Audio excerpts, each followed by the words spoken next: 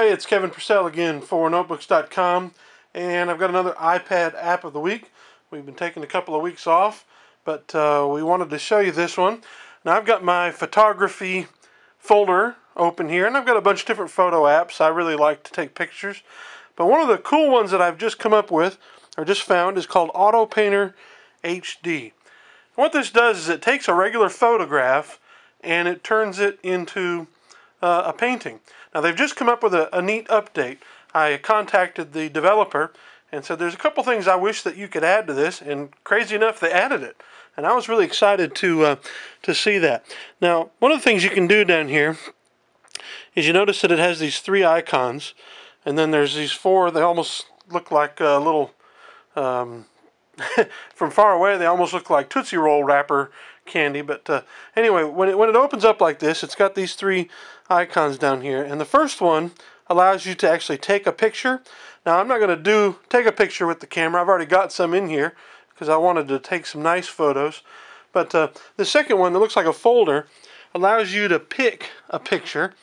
And so I'm going to find one. This is a recent import. We went up to Lake Lure, which is nearby our house here in North Carolina.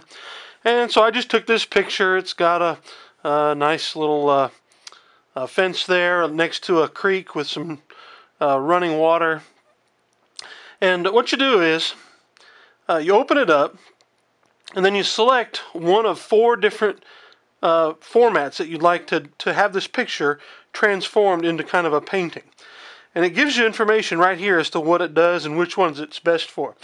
So this one's called Aquarelle, and it's good running colors, water, droplets, traces, and scratches.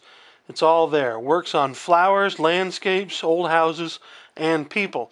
So let's say we want to pick that, or maybe we'd rather use this one, Benson, a sunny palette with Mediterranean tones, enhance inner light, and color harmony, best for landscapes. Let's go ahead and pick that one, because this is not really a landscape, but it's close to it.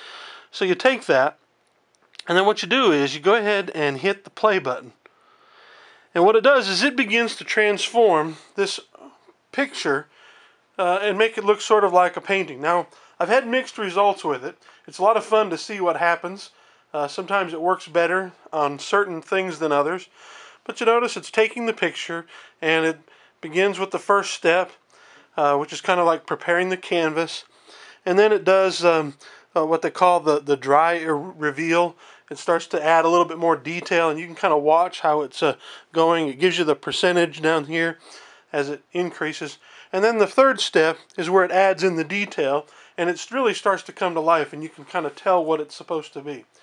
Now this one looks like it actually might turn out to look pretty good. In fact, I'd say this might even be better than the original picture. That wasn't one of my favorite pictures that I took while we were on that trip to Lake Lure last week.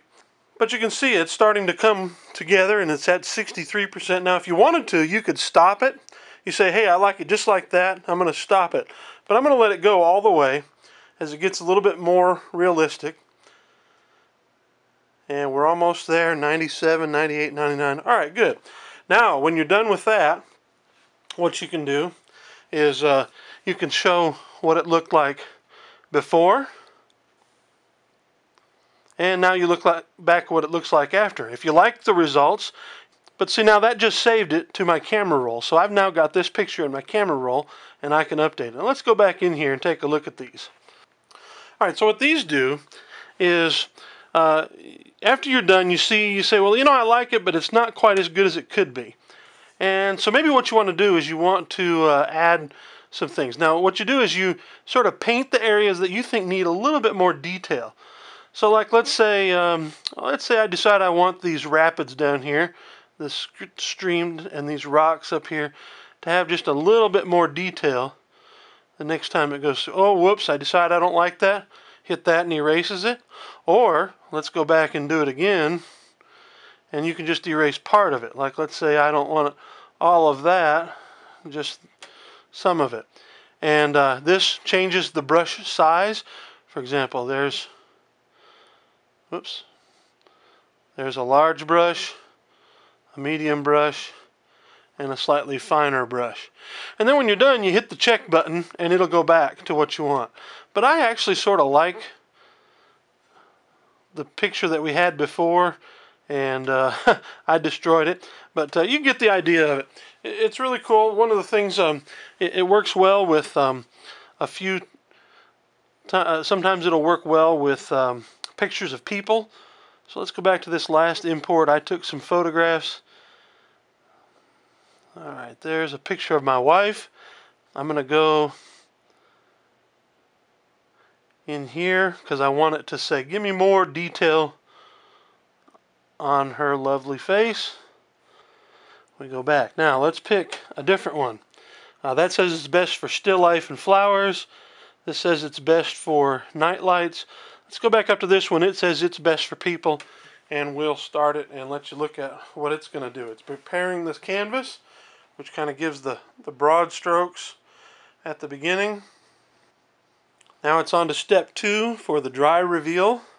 It's giving it just a little bit more detail, and now you can already begin to see her face come into detail. Alright, and now we're going to go to step 3, which is going to make it the detail is going to come alive a little bit more. It's about halfway there, so it's starting to look pretty good.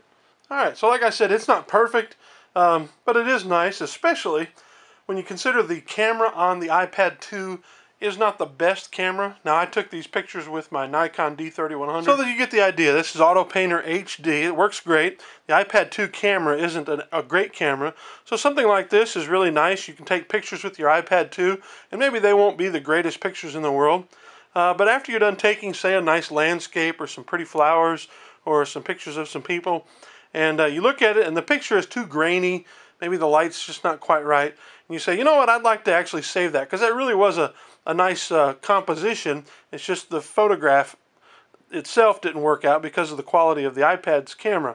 And so you say, hey, let's import it into AutoPainter and see what it can do. And one thing I did ask him that I wish it had was the ability to, just with one shot, do all 4 of the filters. It doesn't do that right now. Maybe it will at a later date. But I do like the fact that he did add the undo feature. And then also that detail painter. That was something that was really nice. And you can, of course, save it. And then later on, if you want to export it somewhere else and print it, or put it online somewhere, just leave it here on your iPad and show off. But it's AutoPainter HD, and this has been Kevin Purcell for Notebooks.com with this week's iPad App of the Week.